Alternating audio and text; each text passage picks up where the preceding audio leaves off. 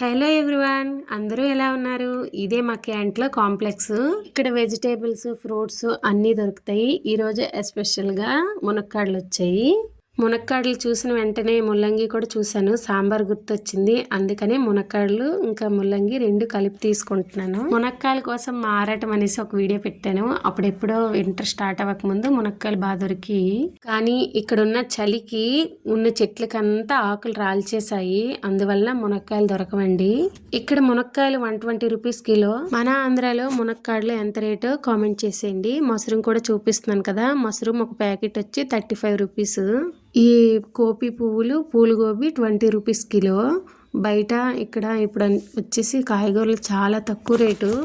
అదే బయట వెళ్తే మష్రూమ్ 25 రూపీస్కే దొరుకుతుంది, 2 ప్యాకెట్లు 50.